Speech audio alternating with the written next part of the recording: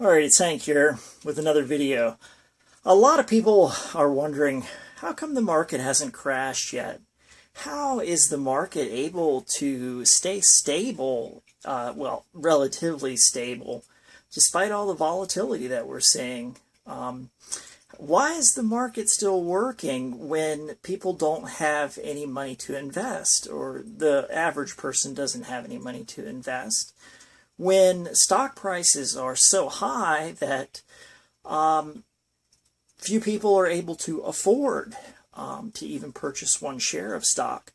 Stock options are not really offered for a lot of employees anymore. The volatility is off the scale.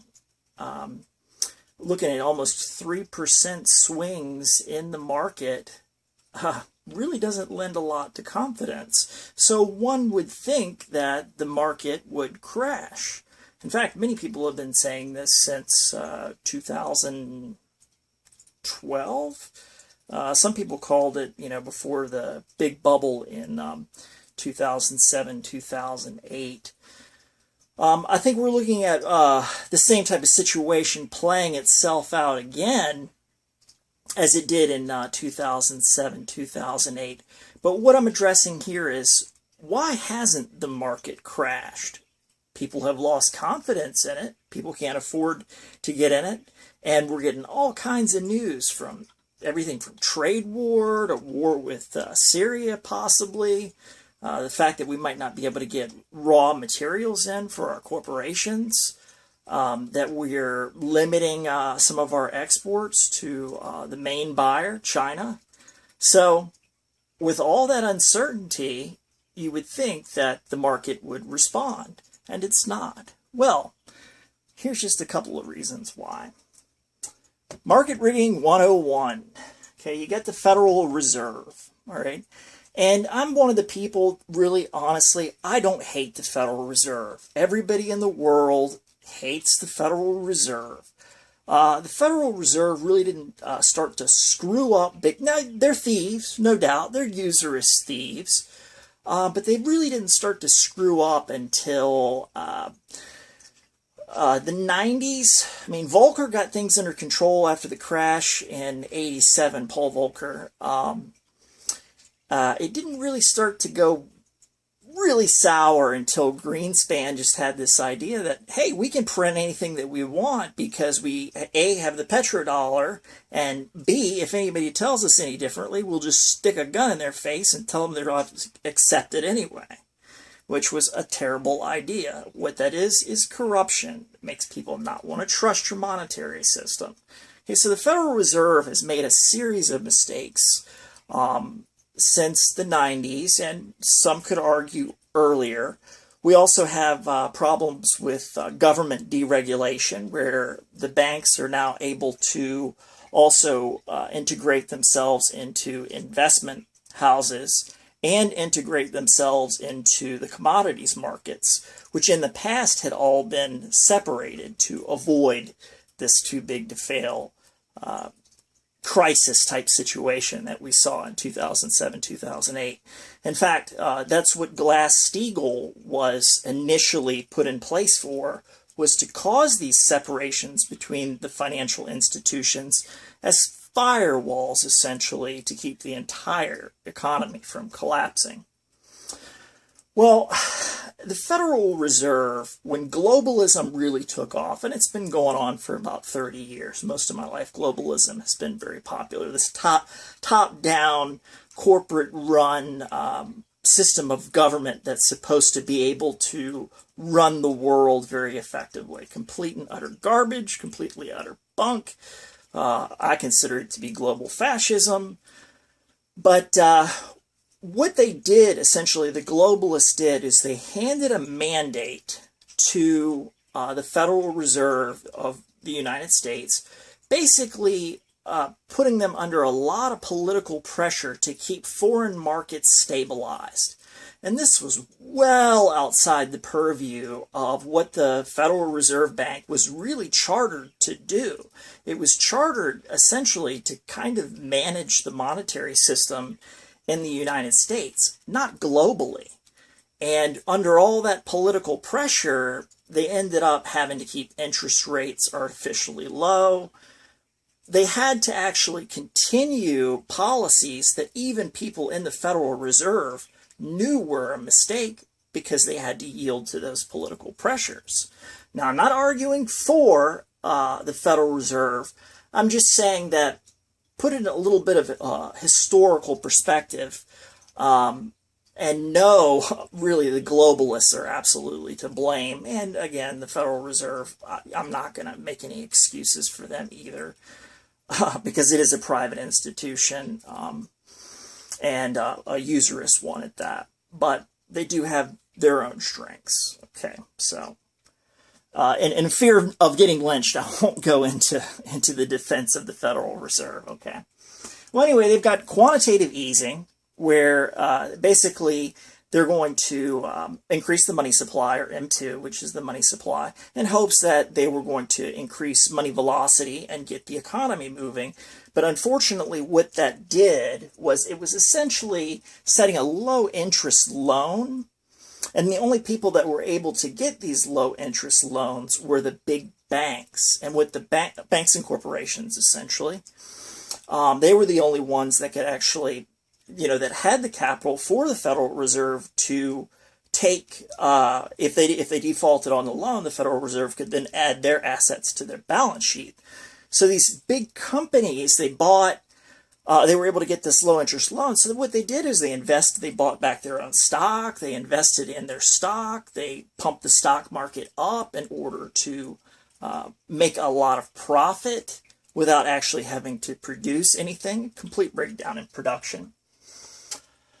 Also, big banks were able to get these low interest loans because the money was so close to free. It didn't really matter that the people that they were lending the money to were high risk.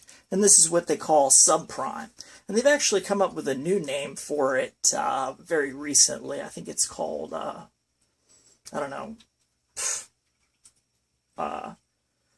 optimum or something. Really, they did come up with another word for subprime. But even it, go over to David Quintieri, the Money GPS. He actually found an article with this different word, and that was my laugh for the day. Anyway, good channel if you want to check him out, by the way.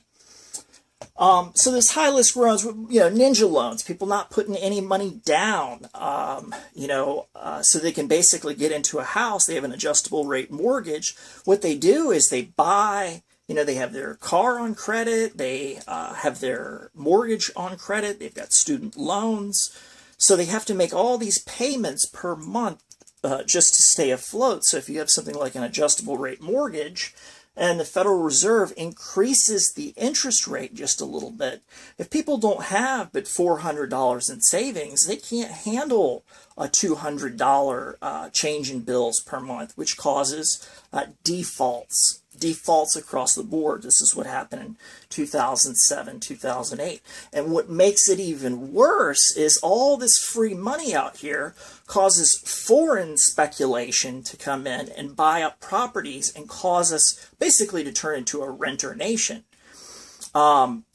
forcing property values up so high that people with any good sense are not going to buy it because it costs way too much, number one. Number two, they have to take these exorbitant loans over a long, long period of time.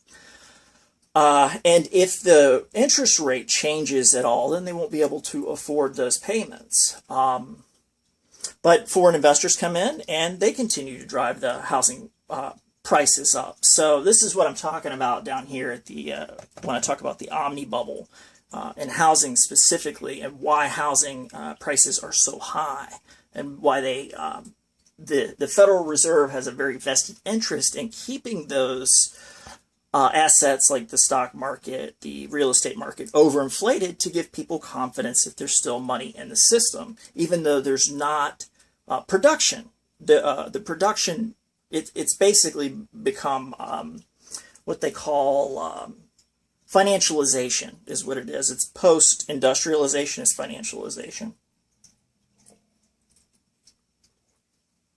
So, Yeah, well, globalism going around the world pretty much ruins that, because then you've got, like I say, foreign investors able to come in. Just problems all the way across the board. Plus, it's well beyond what the Federal Reserve was really chartered to do. Okay. Second thing, why haven't the markets failed? Well, it attracted the best and brightest. I mean, it used to be when we were in the space race, when we were in the Cold War, people that wanted to make a lot of money went into the sciences. When the patent office was still something that had a little bit of credibility, and you could actually invent things or write things and not have your property stolen by either the tech giants or the people in the patent office, the best and brightest did different things, typically in the sciences. Well, what pays the most now? It's to be in financial services. So we're talking about the very, very best and brightest of us, MIT level graduates, people with IQ levels that are way above mine. So these guys, they understand how to create algorithms. They understand how to make math work and produce the results that they want it to produce. Whether or not it has any basis in reality, it doesn't matter. I mean, a theoretical mathematician can give us all kinds of ideas about how the universe works via math, but that doesn't really mean anything unless it's tested. It's just a theory. Well, these super smart financial engineers created this machine that's extremely resilient to all sorts of different things that pound the market over and over and over again. Okay, so Donald Trump releases a tweet, and maybe the market goes up, maybe it goes down. Maybe the trade war is announced, and then you see a big dip, and then it goes back up, because these algorithms know how to function with one another. Early on, I had the idea, okay, well, I knew the markets were rigged, so I said, how can I take advantage of this market rigging? If I can't trade on the truth, how do I trade on the lie? And how can I maybe do something to get some semblance of capitalism, some semblance of normalcy restored to the market? So I said, well, what I'll do is encourage my neighbors and my friends to purchase physical silver or gold, whatever. And when the precious metals run out, they can't actually make physical delivery, it's going to throw a monkey wrench into the system. The whole thing's going to come collapsing down because the confidence will finally be lost. Well, I'm dealing with rocket scientists here, and so are the rest of us, so they have us outsmarted. So they can bang and bang and bang on that machinery, and they have, and it still has not broken. Well, there's a little bit of concern. I would say there's even more than just a little bit of concern. One of my sources I like to look at is the World Economic Forum.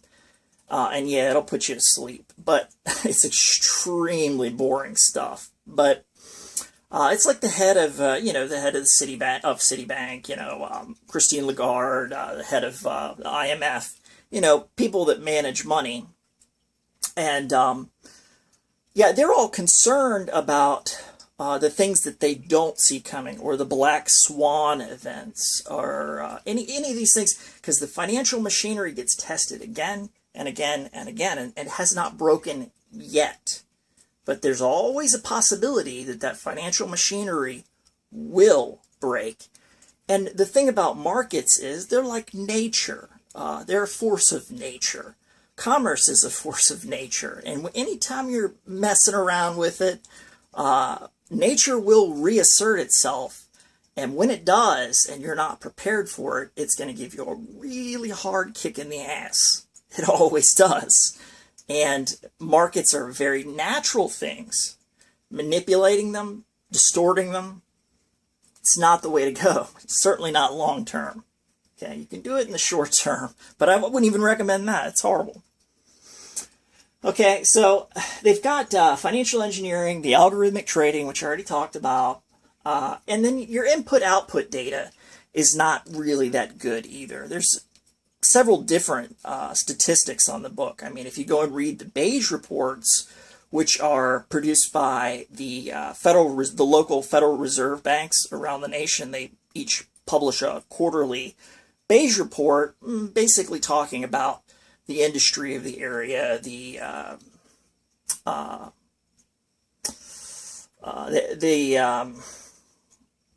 unemployment numbers, basic economic data for their area, Atlanta, St. Louis, New York, so on and so forth. So they put out a beige report quarterly. Those statistics are not going to match,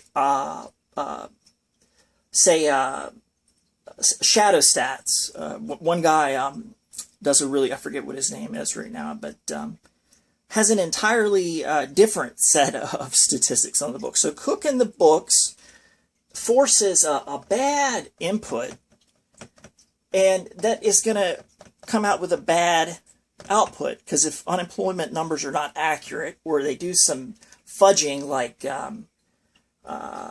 you lost 300 full-time jobs and you replace them with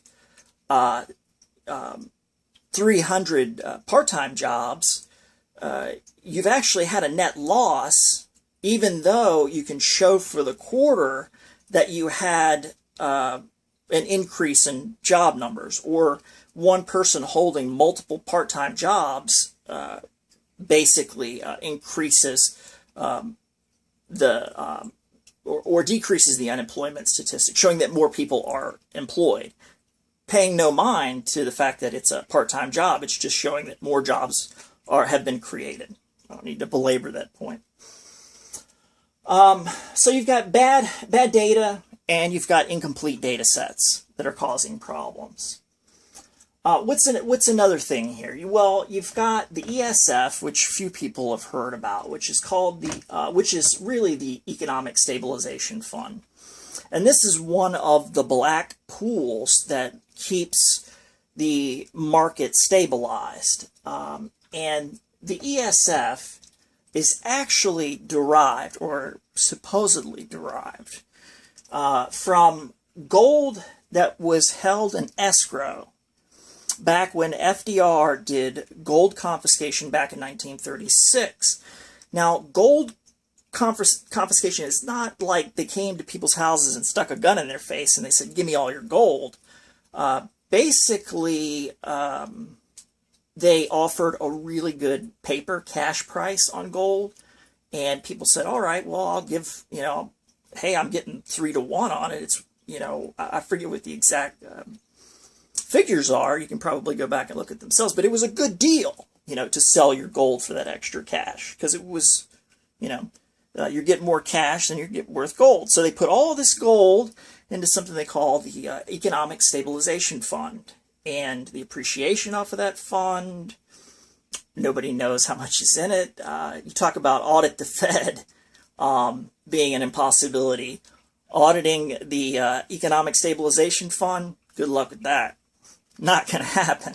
So they could have infinite amounts of assets. They might be full of shit. We just don't know. Okay? So you've got black pools of money that are like that, ESF being the primary one. And then the Plunge protection team. So basically what they'll do is, if the market starts to tank, they'll stop trading for the day. They'll freeze it at a certain loss point. They might pump a little of the black pool money in it. I've recently seen days where, the market is down before it opens. Okay, big time, like 300 points or more. And then the market opens and it's low, and then you can just consistently see things on the Dow Jones Industrial Average is kind of what I like to look at, because it's real simple. And then bing, bing, bing, you see everything just start to turn to green. By the end, there might be, one thing that's left in the red. And so that's how it's manipulated over the course of the day. Inflation. We've got hidden inflation all over the place, whether it's rent, food. Okay. I don't know if you've noticed how small your chocolate bars are, or how little burger you get at the local Burger King, or how much your milk costs, or Do you even remember what it cost, let's say, a year ago to buy a 10-pound bag of rice versus today? Pretty significant. So there is real inflation here. It's just not reported. So that's another way that the market is manipulated. The Omni bubble, that is a large topic that is worth a video all on its own, but basically what it means is every asset class is overvalued. And metals manipulation. Metals manipulation, people are like, okay, well, can't they just lie about it? You know, you'll hear so many commentators and stuff on the internet. They'll say that, oh, it's all just paper contracts. What they do is they just sell fraudulent paper contracts to keep the price of metals suppressed. And there may be some of that going on. I wouldn't doubt it at all, considering that the SEC may as well be non-existent. But it's a little bit more nefarious than that. It's actually quite brilliant how they do it. Okay, so let's see if I can get this camera straight here and just give you a general idea. All right. Metals manipulation is not just your everyday lie. Okay? XAG, which is silver, 1 troy ounce of silver. Today, I think it's the 17th or 18th of April, 2018. Trading at $17.19. Okay? Now, you have to understand that when you're talking about this level of manipulation, you have to also kind of understand, how is silver produced? There's not just like a silver mine you go to and the silver comes out of the ground. No, it requires a different process. There is what they call electrolytic copper refining and lead or lead zinc, which uses something called the Parks process. And then again, you know, there's the Comex fraud. Okay, so what you have to understand is silver is a byproduct of all of your, or several different base metals that are mined. And when you're talking about silver, you're talking about silver production in the ounces. Whereas with your base metals, you're talking about tons. So what are your principal sources of silver? Copper, copper nickel, gold, lead, and lead zinc. And then you use these processes to pull the silver out of the base metals. So what they've done is they've increased the value of the base metals, and I pulled a series of charts, which I'll try and add in post, of zinc, of copper, of lead. And you can see over the past 5 years the increase in the cost of these base metals, yet silver stays flat. So market manipulation is a little bit more nefarious than just lying about it. Because, yeah, people get busted. I mean, Deutsche Bank got busted for metals manipulation. But this is one of the ways that rocket scientists have figured out how to play one piece of the game against another piece of the game to end up with the desired result coming far down the line. So here's just one little last statistic, and I'll wrap this up. 30% of silver is produced from lead and zinc mines, and another 20% produced from copper mines. Either links will be provided below, or I may add the charts in post. It's been Hank. Catch you guys on the flip side.